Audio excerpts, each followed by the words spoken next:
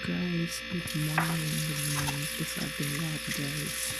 Ngayon guys, maghahanda naman tayo guys ng ating lunch. Yan ang aming lunch ngayon guys, isda samak ang tawag ng guys.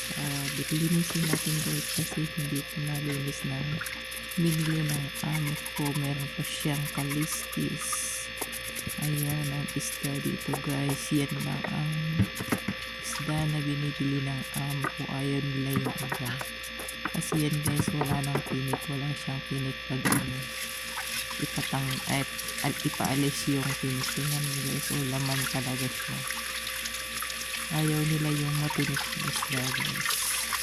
Ganyan lang na isda ang laging binibili ng amo ko. Favorite na yan. Yan, gasan natin guys. Alis na natin yung kakiskis niya. Hugasan natin yung loob. Meron pa siyang nasang bagong bihil lang kasi yan.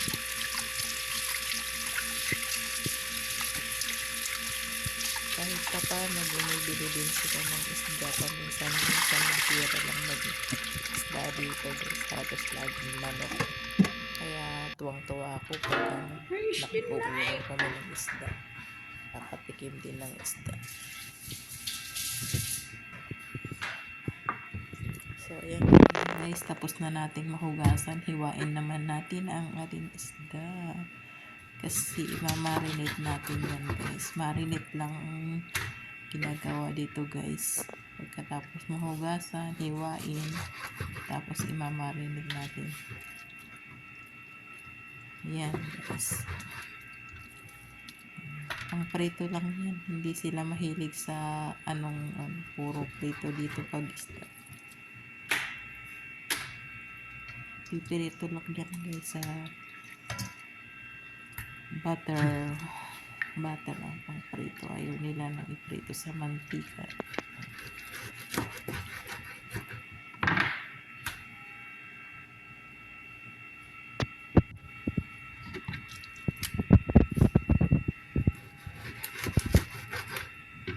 Yan guys, sa kusina pa lang guys, daming trabaho. Prepare ng mga pagkain. Yan, busy lagi ang inday.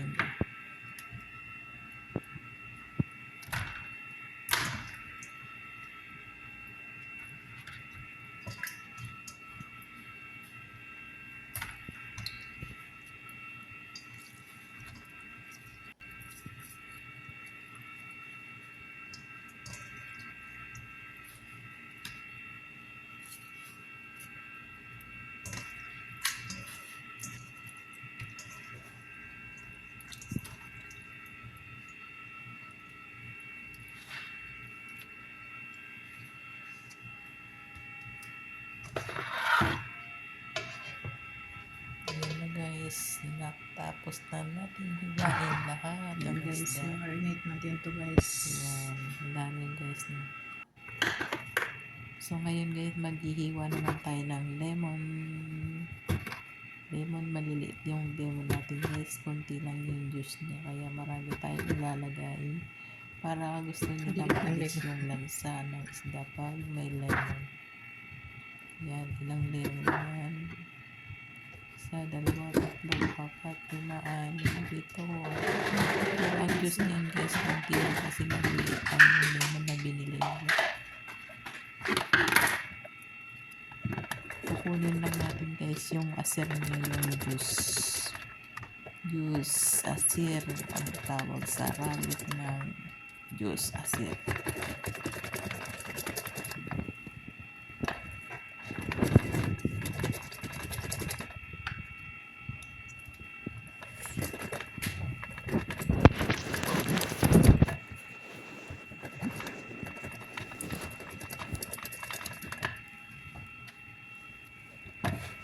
Tagal lang tanggalin guys kasi siya maliliit yung mahirap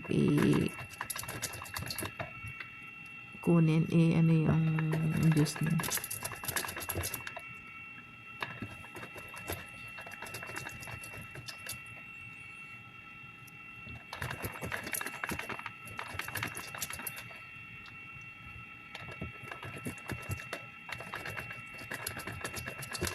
Trip din nilang bumili ng lemon na maliliit. Ang hirap tanggalin ang juice niya. Yan.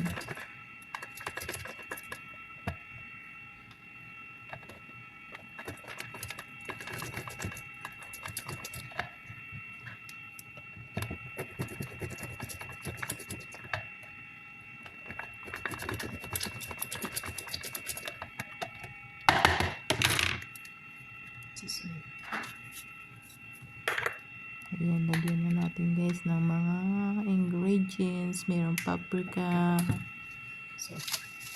Ayan, salt. Dami pa lang nilagay na salt. Sana huwag maalat. Lagyan din natin guys ng paminta. Ayan, durugin ng paminta. Durugin natin.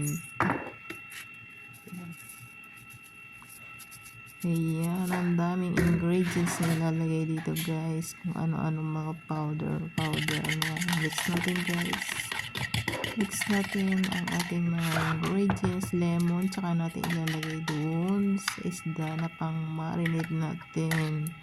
Para ibabad natin guys ng ilang oras. Saka lang yan iluluto guys pag malapit na kumain. Kasi gusto nila mainit ang laging kakainin. Ayaw nila ng lamig pagkakain. Gusto nila mainit-init pa yung bagong luto. Yan, na-marinate na nga natin guys ang ating isda. Yan. Yan.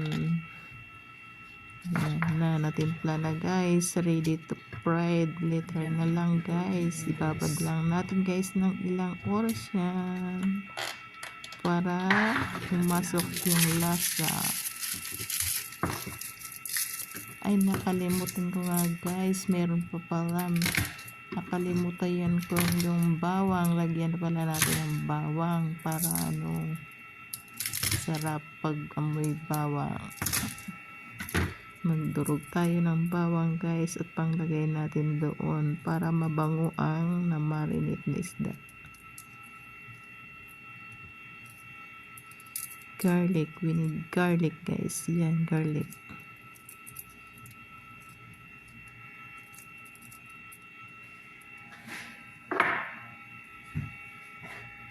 Ayan nga guys, lumamig na ang ating kape. Parang yung kape na nga lang nagpapainit na sa atin sa tuwing umaga, lumamig pa. Oh my God, nakalimutan ko may tinimpla pala akong kape. Dahil sa isda na ating ginagawa. Tapos mamaya, piprito na lang. So ayan na nga guys, nakaready na guys ang isda natin guys. Ayan, may kaldero pala ako guys. Magsasaing din ako. Isang baso lang ang aming sinasaing. Ang dami namin guys. Kukunti lang kinakain nilang kanin. So ayan guys, bye bye. Thank you for watching. Ayan. Tapos na tayo sa ating marinate fish. Ilagay natin sa ref guys para hindi